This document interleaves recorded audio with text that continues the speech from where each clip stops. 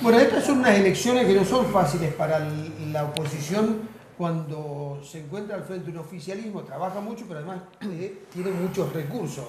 Alperovi tiene 17.000 beneficios más de lo que tiene la oposición, que es el presupuesto de la provincia.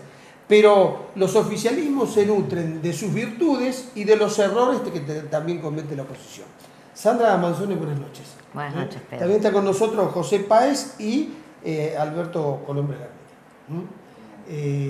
¿Qué pasó con la oposición? Uno esperaba que vayan todos unidos, que agarren fuerza, entonces, y que puedan realmente... el micrófono está apagado. Bueno, y que puedan hacerle frente a un oficialismo con mucho dinero y una gran capacidad de trabajo. ¿Y qué ocurrió?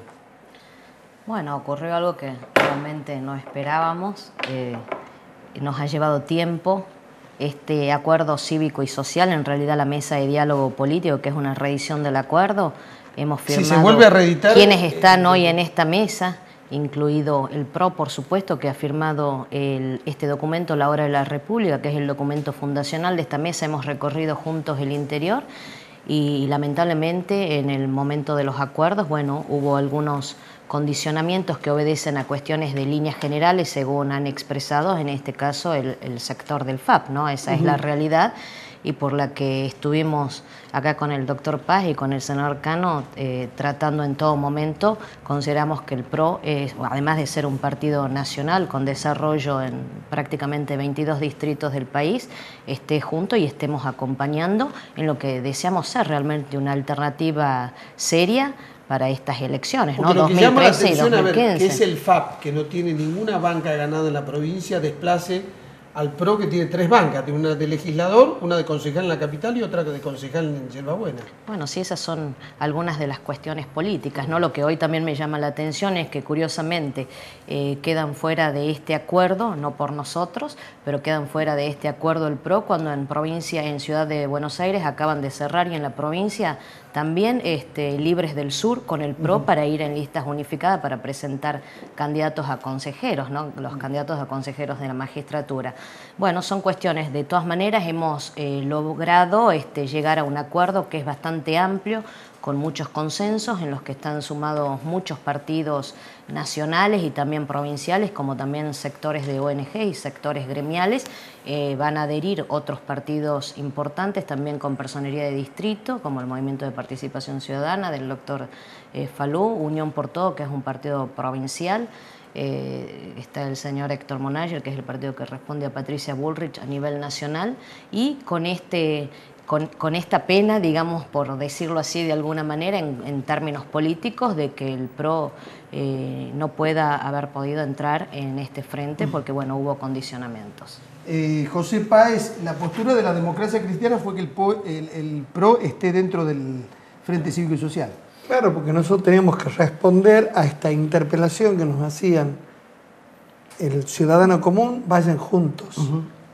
Están en oposición, vayan juntos para impedir la reforma, la reelección y la profundización de la crisis que está provocando el actual gobierno. Porque además tanto ya trabajan, lo nacional como lo provincial. Ya trabajan juntos los espacios donde conviven. Sí, seguro.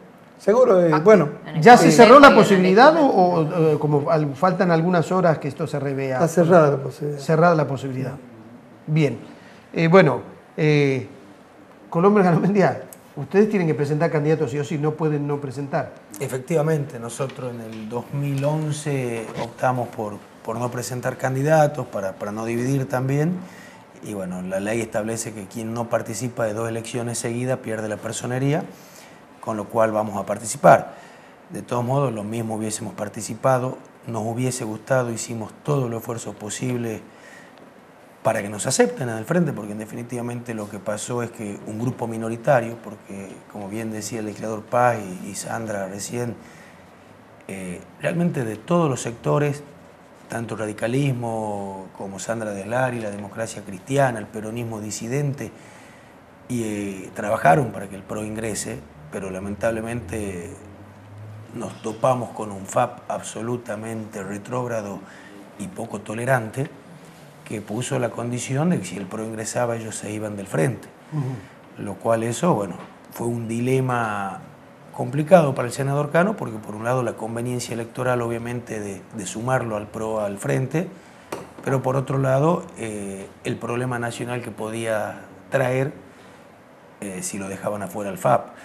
Yo, como decía el doctor Páez, la verdad que hoy me siento muy dolido, no por el PRO se va a presentar solo y va a ser una elección muy muy buena, pero me siento dolido porque creo que le fallamos una vez más a la sociedad.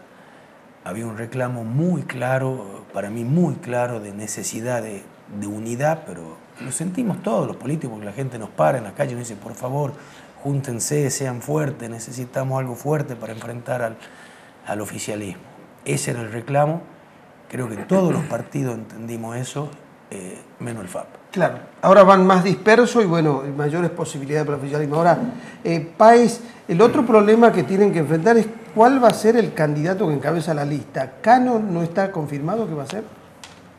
En principio está confirmado, pero de cualquier manera va a haber internas. Va a haber internas. Y de no conformar una lista que integre a todas las fuerzas políticas firmantes, en el caso nuestro, si no estamos integrados en una lista común, vamos a ir a interna a los pasos con nuestros propios candidatos, no solo de la democracia cristiana, sino de otros amigos que coinciden con algunos planteos políticos. Que vayan a la interna no significa que después se vayan del frente cívico, es simplemente para dirimir quiénes son los candidatos oficiales. La lista definitiva. Bien, cuando el oficialismo dice que ustedes no tienen propuestas, ¿cómo lo toman ustedes?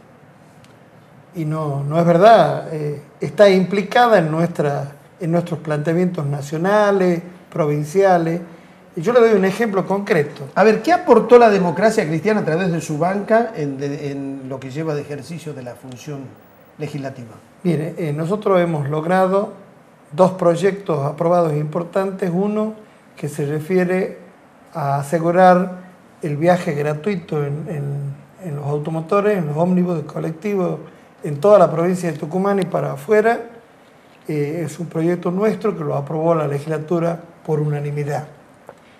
Y luego un proyecto que tiene que ver con el cuidado de la salud de la mujer. Nosotros propusimos un estudio de colposcopía que se unía al aspecto mamario y el Papa Nicolau, obligatorio para las empleadas públicas de Tucumán, que se extiende pidiendo a las municipalidades, a la universidad y a entidades privadas se incorpore como obligación. Y después hemos contribuido con un proyecto que creo que la legislatura tiene que aprobarlo este año, la Ley de Ética Pública, que ha sido consensuada y elaborada por la FEPUT, que agrupa a 19 colegios y asociaciones profesionales. Yo la he presentado y que seguramente van a ser discutidos con un proyecto de Colombia Garmendia, con un proyecto de Bussi, claro, son 3 proyectos los que se presentaron en ese sentido. Exacto, pero además, ojo, el tema de la ética pública no tiene muchas diferencias con la Ley de Ética Pública Nacional. No, porque además tiene que ver, con las conductas que la gente espera de la dirigencia política. De los funcionarios, sin duda. De los funcionarios, que tienen que estar en una ley. Porque claro, si uno lo deja al libre arbitrio, que lo hagan por voluntad propia, la sociedad siente que corre más riesgo, ¿no? No, pero yo me quiero referir a 2 cuestiones que tienen carácter nacional. En el día de la fecha, o anoche, el país conoció que la doctora Servini de Cubría dictó un fallo fulminando las elecciones de consejos de la magistratura. Declaró inconstitucional en la vía política. Y uno de los proyectos que tomó como base era del Partido Demócrata Cristiano a nivel nacional. ¿Cómo no tenemos política si hemos marcado desde el principio que esa batería de leyes nacionales que decían democratizar la justicia era todo lo contrario, eran politizarla? Y le digo más, la ética pública, todos en forma instantánea cuando salieron dijeron, bueno, las únicas leyes que no nos parecen negativas son, por ejemplo, las declaraciones juradas. Pero no, está mal. La propia ley de ética pública vigente hasta hace un mes era más positiva, nada más que no fue reglamentada ni aplicada por el gobierno nacional. Y las normas que se incluyen como obligaciones de los funcionarios públicos son de menor significación que la que existían en la ley. O sea que por un lado politizan a la justicia y por otro lado desjerarquizan las normas de ética pública para los 3 poderes. Sandra, bueno, vos tenés una amplia actuación en el Consejo Deliberante, no se puede decir que no tenés proyecto. Sí.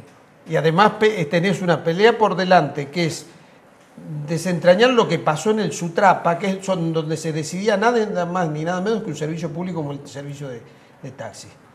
Que no sé si tenés alguna novedad. La novedad es, la verdad es que sí, novedades que no son muy buenas, ¿no? La verdad que en un momento nos dijeron que podíamos acceder al expediente. Ustedes saben que soy la denunciante, no soy parte del proceso. Hemos necesitado recabar bastante jurisprudencia y varios casos que tenemos, que hoy estoy en condiciones de decir si finalmente la semana que viene nos constituimos en querellante de esta causa para poder acceder, impulsar al mismo, solicitar las medidas instructorias pertinentes, a pesar de que hay un congelamiento de la causa, pero pudimos ver que también hay organismos, y esto me llama profundamente la atención. En su momento desde la Fiscalía se han librado oficios, Sutrapa respondió, se pidió un video, una copia de un video al canal público mixto con la universidad, que no ha respondido, no ha devuelto ese tipo de material que ha sido solicitado por la justicia, lo cual me parece que hay una gravedad institucional, si no es grande, por lo menos es preocupante, ¿no?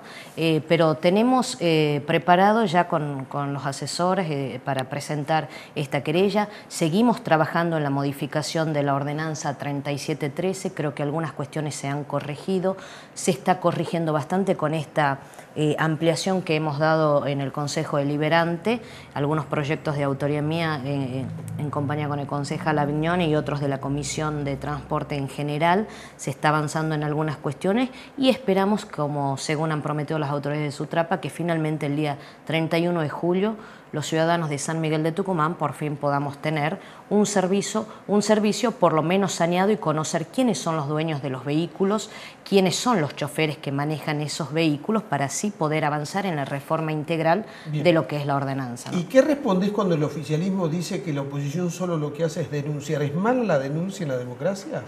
No, la denuncia es muy buena cuando uno tiene certeza de esa realidad, de la legitimidad de esa denuncia, y cuando finalmente se aportan pruebas al mismo. Acá hay una dependencia total, tanto a nivel nacional como provincial, de la justicia subordinada al poder político, que es lo que hace que muchas veces las causas no avancen. En una oportunidad estuviste invitada junto a la legisladora Silvia Pérez. Así es. A ver, la legisladora Silvia Pérez denunció irregularidades en la DAO, ningún fiscal quiere agarrar la causa. Bueno, es eso patético, se ha planteado, ¿no?, hoy con la fiscal es un Reynoso, espectáculo que no quería ver la sociedad. Totalmente, bueno, pero creo que la sociedad va a tener esa oportunidad de decidir, Pedro, en las primarias del 14 de agosto y finalmente el 27 de octubre, por cuáles son los mejores proyectos, por qué opta, por lo bueno o por lo malo, o por la transparencia o por la corrupción. Ese es el dilema.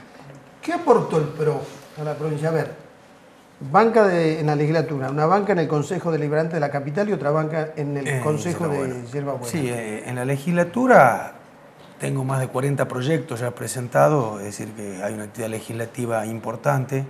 Como decía el doctor Páez, tengo presentado un proyecto de ley de ética en la función pública, además una ley antinepotismo para prohibir el nombramiento de familiares. Tenemos presentadas leyes ambientales, como ser el tema de los techos verdes. Tenemos leyes impositivas presentadas, fomentando algunas actividades, algunas exenciones impositivas, leyes en materia de seguridad, como puede ser la regulación de todo lo que es la vida nocturna, el horario de salida de los boliches, de funcionamiento, leyes para combatir la ludopatía, para regular el horario de funcionamiento de los juegos, o sea, en todos los sectores, leyes para favorecer o para, digamos, hacer más fácil la vida de las personas que sufren algún tipo de discapacidad. También hemos planteado no una denuncia, pero acciones judiciales que hemos ganado, como cuando obligamos al Poder Ejecutivo a parar por unos días la obra pública y la licitación directa y tuvieron que modificar muchas leyes. Es decir, también estamos ejerciendo el control, que es el rol que nos dio la gente al posicionarnos como oposición y no como gobierno. Lo que ustedes dicen que la denuncia de la oposición es la que corrige rumbos. Muchas veces sí, eran leyes claramente inconstitucionales, la justicia nos dio la razón y se tuvo que llamar a una sesión especial para modificar toda una serie de leyes. Y cuando muchas veces el oficialismo critica a la oposición que va a la justicia, pero no hay nada más constitucional y democrático, sigue es la última herramienta, es el último poder del Estado que tiene el ciudadano para defender sus derechos. Si no recurrimos a la justicia y dejamos que una mayoría oficialista de 42 legisladores contra 7 gobierne, hoy no tendremos provincias, hoy no tendremos instituciones. Recordemos que también la justicia quienes puso un freno en la conformación del CAM, en la reforma constitucional. Si hoy no existiese justicia, si la oposición no recurriese a la justicia, hoy no tenemos provincia, Pedro. Bien, José Páez, para terminar, ¿no le es fácil a la oposición enfrentar un oficialismo que tiene tantos recursos y además tienen capacidad de trabajo? Uno no le puede negar esto. Seguro, pero tampoco se puede negar el desgaste, el tremendo desgaste que está realizando, que está produciéndose en el oficialismo por las denuncias de corrupción, por los ¿Va a ser errores. uno de los ejes que va a determinar la decisión de la gente en las elecciones, la corrupción? Uno va a ser ese, el otro tiene que ver con esa falta de política, porque hay falta de política. Acá no se sabe cómo se maneja el cambio de la moneda, cómo se maneja la lucha contra la inflación. Yo creo que la oposición va a cabalgar sobre 4 puntos que para mí son fundamentales y que están en la plataforma del Frente. Uno, que de una buena vez se dicte una ley de coparticipación federal, como dijo la Constitución del 94.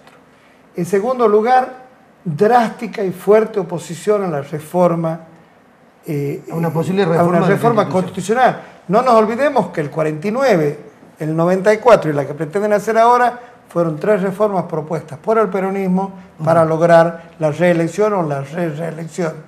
Y por supuesto otro tema, sobre todo el mundo está de acuerdo y el gobierno lo pisotea. El 82% móvil, la porcentualidad y darle haberes dignos y no malgastar la plata que aportan los trabajadores del país para el régimen jubilatorio y utilizarla para los fines para los cuales se le ha deducido. Hasta la Corte Suprema pidió explicaciones de qué hacían con los fondos previsionales. Exacto. ¿Por qué no se mejoraba el haber y por qué se le prestaba al Estado y se hacían distintas inversiones financieras? Exactamente. Bueno, yo les agradezco. Me hubiese gustado tenerlos en la mesa diciendo que todos están en el frente, pero bueno. Vamos a terminar esta es todos la realidad. juntos. Lamentablemente, Pedro, reitero, los 3 que estamos en esta mesa queríamos eso.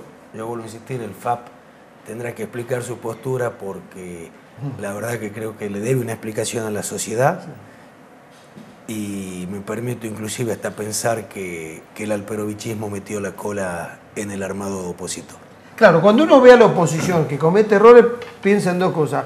O son inocentes o no están siendo tan inocentes. Sí, yo creo que en política ya no quedan inocentes, por eso le digo, Pedro, Bueno, yo creo que ya se acabaron. Muchas gracias. Ya volvemos.